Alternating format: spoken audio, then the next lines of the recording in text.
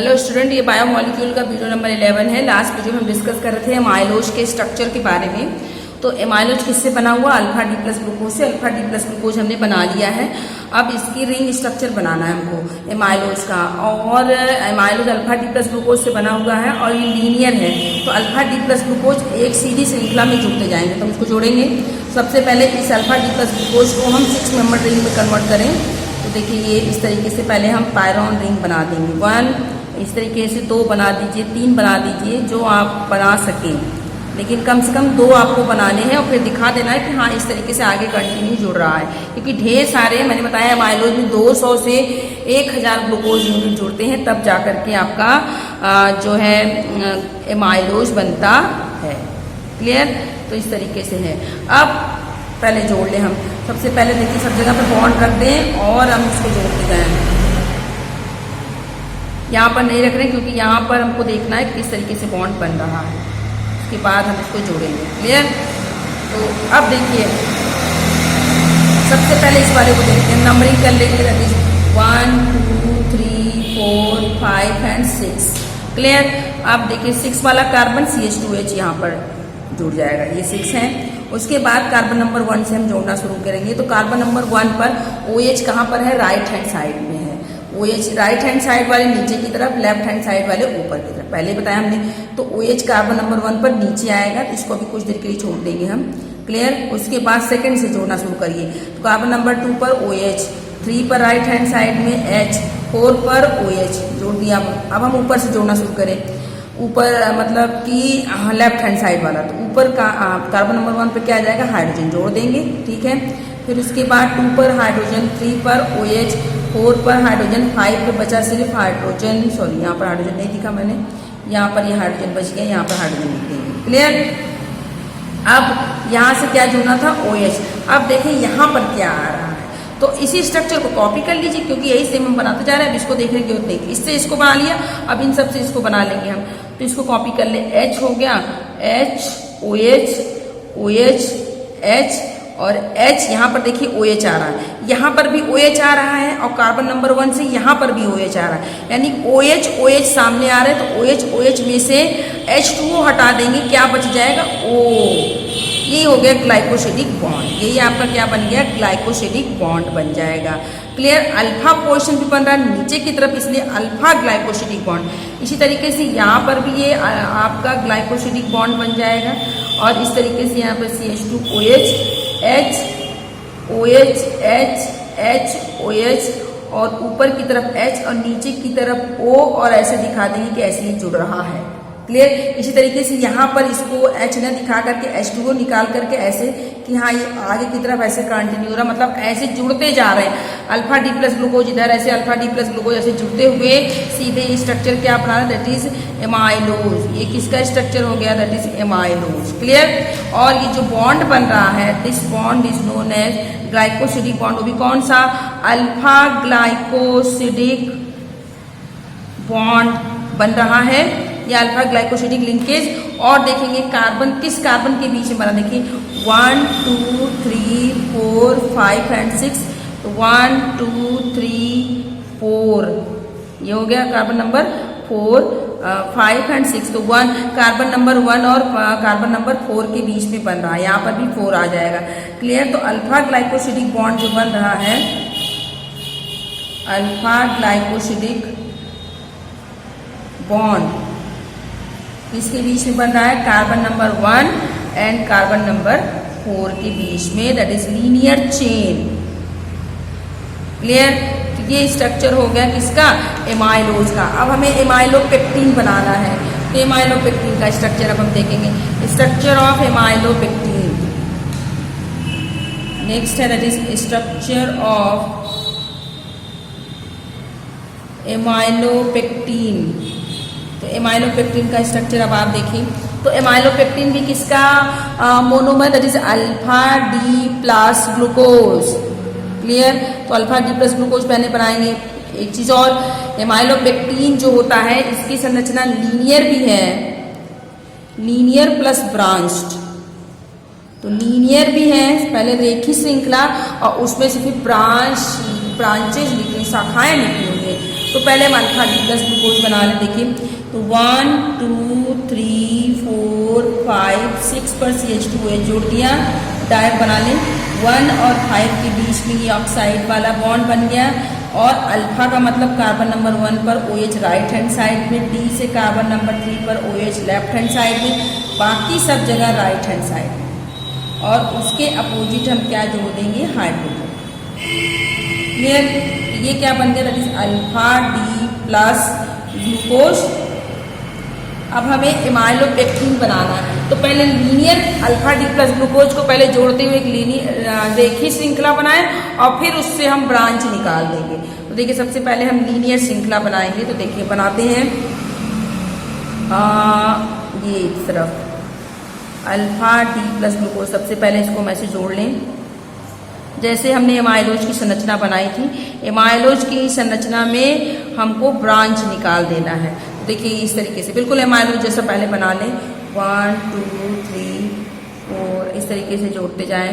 Bond हमने इस तरह जोड़ दिया, ऐसे बॉन्ड सब जगह हम बॉन्ड बना लें, सब जगह हम बॉन्ड बना लेंगे। अब कार्बन एक वाले पे हम जोड़ दें। यहाँ पर CH2OH आ गया, इसी तरीके से यहाँ पर भी CH2OH देख लेंगे जोड़ना है कि नहीं।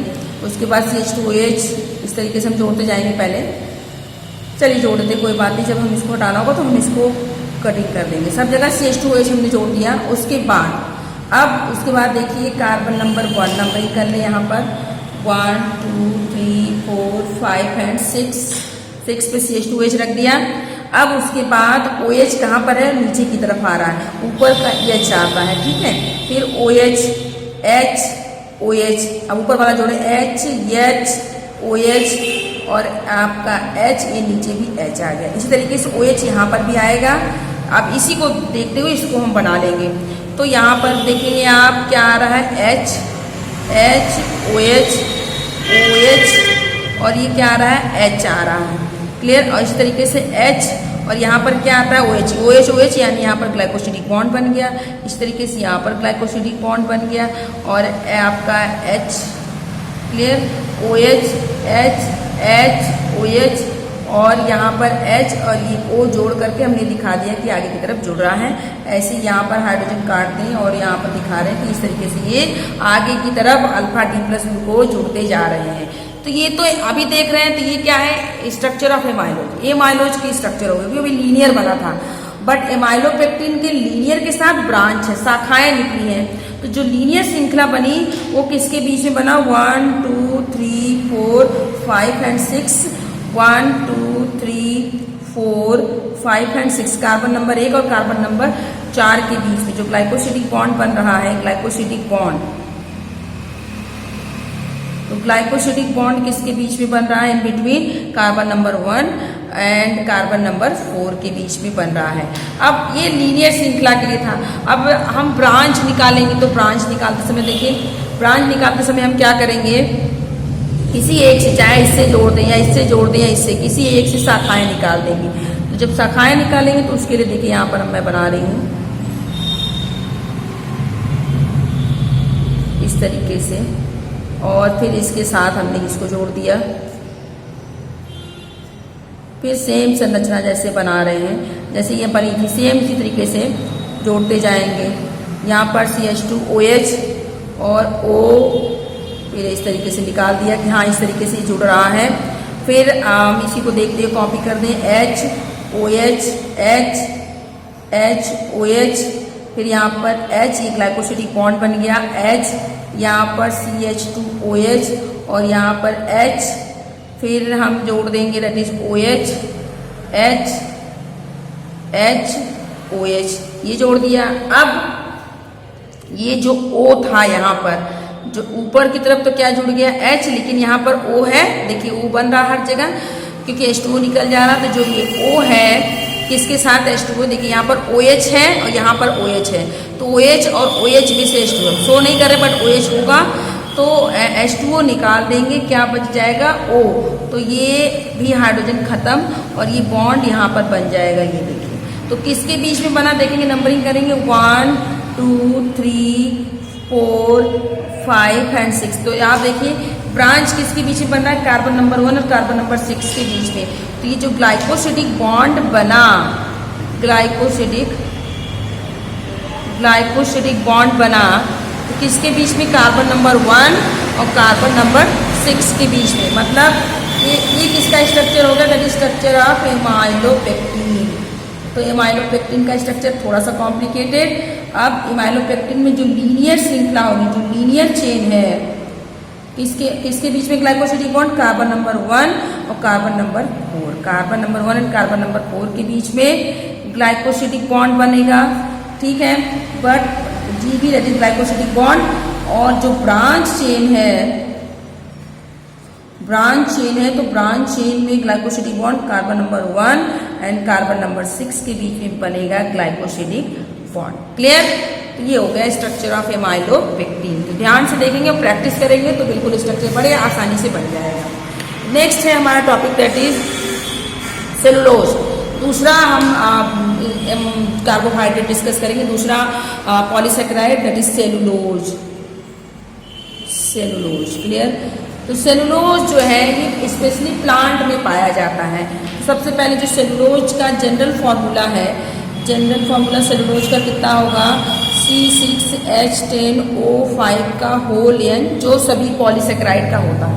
इसका जनरल फॉर्मूला भी क्या हो गया, C6H10O5 का whole N। Clear? Next cellulose जो है मोस्टली कहाँ पे पाया जाता है, प्लांट में। तो सेलुलोज अकर्स मोस्टली या high amount mostly in plant, ये प्लांट्स में पाया जाता है। तो सेलुलोज कहाँ पर पाया जाता है, प्लांट में। इसे प्लांट कार्बोहाइड्रेट प्लांट पॉलीसेकेराइड्स भी कहते हैं, ये प्लांट में पाया जाता है। जबकि स्टार्च मोस्टली एनिमल में पाया जाता है। क्लियर है? इसके अलावा जो सेलुलोज है ये कहाँ पर पाया, it is also chief component इसमें पाया जाता है।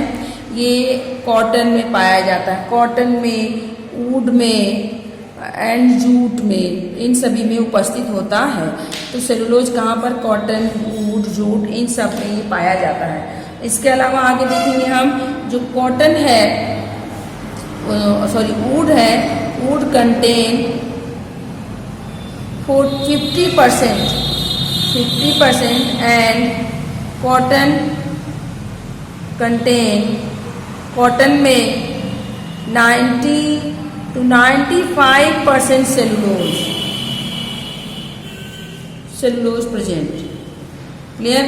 तो सेलुलोज हाई अमाउंट में प्रेजेंट होता है आपके कॉटन में 90 से 95% सेलुलोज और वुड में 50% सेलुलोज उपस्थित होता है। क्लियर? इसके अलावा जो सेलुलोज है वो ये भी एक प्रकार का पॉलीमर है और ये किससे मिलके बना हुआ है, cellulose is a linear polymer of beta D plus glucose, not alpha. ये सेलुलोज जो है बीटा डी प्लस ग्लूकोज का पॉलीमर है। तो cellulose is a linear polymer of beta D plus glucose, alpha नहीं, किसका, बीटा डी प्लस ग्लूकोज। यानी beta D plus glucose आपस में जुड़ते हैं तो सेलुलोज बनता है और एक रेखी श्रृंखला। तो जबकि starch alpha D plus glucose था और सेलुलोज क्या है, beta D plus glucose. Beta D plus glucose के N मॉलिक्यूल आपस में जुड़ेंगे तो कौन सा बॉन्ड इसके बीच में, that is beta glycosidic bond, beta glycosidic bond बनेगा। जबकि वहां पर अल्फा ग्लाइकोसिडिक बॉन्ड बन रहा था तो सेलुलोज बनेगा। क्लियर? तो सेलुलोज क्या है, दैट इज पॉलीमर। ऐसा पॉलीमर, लीनियर रेखी श्रृंखला। और ये क्या हो गया, दैट इज मोनोमर। क्लियर? ये मोनोमर हो गया। अब हम बात करेंगे सेलुलोज के स्ट्रक्चर के बारे में। तो नेक्स्ट टॉपिक है that is structure of cellulose.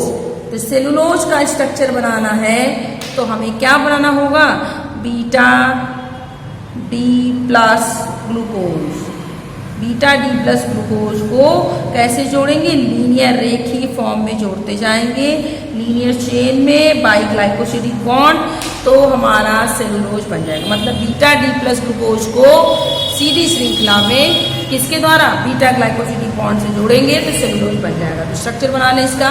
तो पहले बीटा डी प्लस ग्लूकोज बनाए, 1 2 3 4 5 6 पर CH2OH और 1 और 5 के बीच में ऑक्साइड वाला बॉन्ड।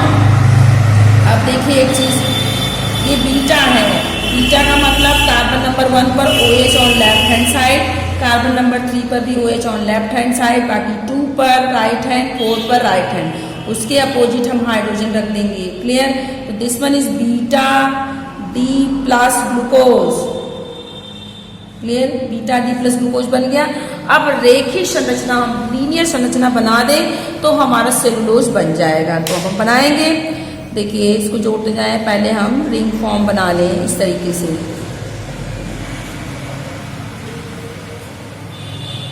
इस तरीके से हम जोड़ते जाएंगे। अब बॉन्ड बना लें सब जगह और फिर हम रिंग में इसको कन्वर्ट कर दें। देखिए अब आप कार्बन नंबर 6 पर पहले नंबरिंग कर लें, दैट इज 1 2 3 4 5 एंड 6। तो 6 वाला यहाँ पर CH2OH। क्लियर है। अब 1 से जोड़ते जाइए आप। तो ये कार्बन नंबर 1 है, तो 1 पर आपका H नीचे हो जाएगा। H कहाँ पर होगा, नीचे लगा दिया। 2 पर OH, 3 पर H, 4 पर OH। अब ऊपर जोड़ते जाइए, ऊपर की तरफ जोड़ना शुरू करेंगे तो हम देखेंगे कि 1 पर क्या है, OH, तो उसको हम रोक लेंगे कि आगे देखिए क्या आ रहा है, क्योंकि OH जहाँ पर होगा वही ग्लाइकोसिडिक बॉन्ड बनाने में भाग लेगा, क्योंकि वहीं से H2O निकलेगा। तो OH को छोड़ देंगे, 2 से जोड़ेंगे, H OH और H और 5 वाले पे H बचा, उसको वहीं पर हम लिख देंगे नीचे की तरफ। क्लियर है। अब नंबरिंग कर लें, दैट इज 1 2 3 4 5 एंड 6 नंबरिंग हो गई। अब सेम टू सेम इधर जोड़ दें हम CH2OH और फिर हम जोड़ दें H OH और H OH और यहाँ पर क्या आ रहा, देखिए OH आ रहा, ऊपर OH आ रहा, ऊपर की तरफ क्या था H, यहाँ पर OH आ रहा था, यहाँ पर OH आ रहा है, मतलब एक OH ऊपर एक OH नीचे की तरफ। तो ये कौन सा बॉन्ड बनेगा, that is beta glycosidic bond. Alpha नहीं बनेगा बल्कि क्या बनेगा, बीटा ग्लाइकोसिडिक बॉन्ड। ऐसे बना लेंगे, that is beta glycosidic bond. H जोड़ दीजिए, CH2OH H OH H OH। Clear है। और यहाँ पर भी हमने क्या जोड़ दिया, दैट इज OH H। ऐसे जुड़ता जाएगा ये, तो ये OH, या इसको ऐसे करके हम इसको दिखा दें कि ऐसे जुड़ता जा रहा है। क्लियर है। इस तरीके से तो ये क्या हो गया, that is cellulose. Structure of cellulose, beta glycosidic, beta D plus glucose जुड़ते जाएंगे और बॉन्ड कौन सा बन जाएगा, that is beta glycosidic bond. Clear. और ये संरचना कैसी हो गई, दैट इज लीनियर, रेखीय संरचना। क्लियर। तो ये हो गया है अबाउट सेलुलोज। सेलुलोज किसका पॉलीमर है, किससे बना, उसका स्ट्रक्चर और बहुत ज़्यादा डिटेल में नहीं स्टडी करना है। Next polymer, next polysaccharide that is glycogen. Next हमारा पॉलीसेक्राइड है दैट इज ग्लाइकोजन। थर्ड हमारा पॉलीसेक्राइड ग्लाइकोजन। तो ग्लाइकोजन क्या होता है, थोड़ा सा इसके बारे में, इसका ये फॉर्मूला क्या हो जाएगा, C6H10O5 का होल N। क्लियर। अब जो ग्लाइकोजन है ये रिजर्व कार्बोहाइड्रेट है। ग्लाइकोजन बहुत important, glycogen is the reserve carbohydrate in animal, is the reserve carbohydrate